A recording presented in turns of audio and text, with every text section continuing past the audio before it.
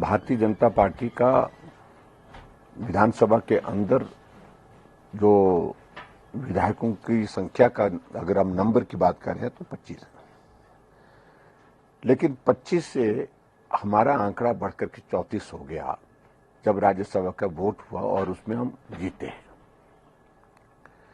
उसके बाद स्वाभाविक रूप से सरकार के ऊपर एक बहुत बड़ा संकट हो गया।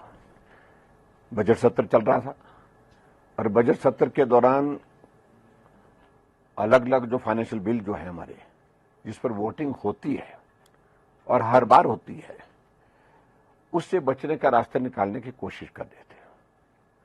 और पहले तो हमने जब कट मोशन पर हमने जब वॉइस वोट के साथ साथ में वहां पर डिवीजन मांगा, उसको अलाउ नहीं किया गया, उनके पास नंबर था नहीं।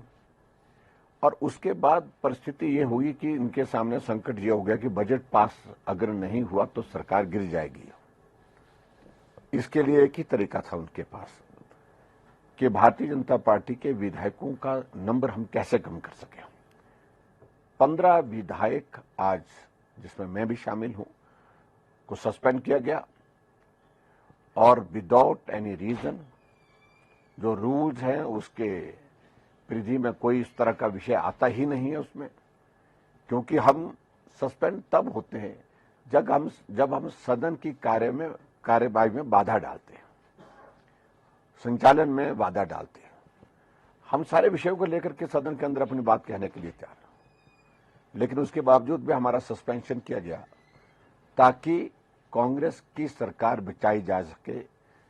हमारा सस्पेंशन होने के बाद उनको बजट पास करने की गुंजाइश निकल आई और हमारी सस्पेंशन के बाद बजट उनने पास किया।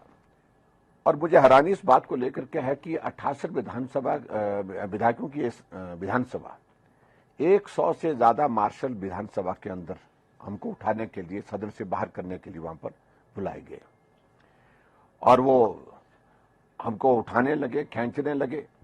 जब हमने कहा कि सदन के अंदर हम बैठे रहेंगे, और उसमें भी अल्टीमेटली 1 घंटे, सवा घंटे से ज्यादा समय जो विधानसभा का जो एडजॉर्नमेंट किया गया था 12 बजे तक, वो जाकर के 1:15 बजे तक भी जारी रहा।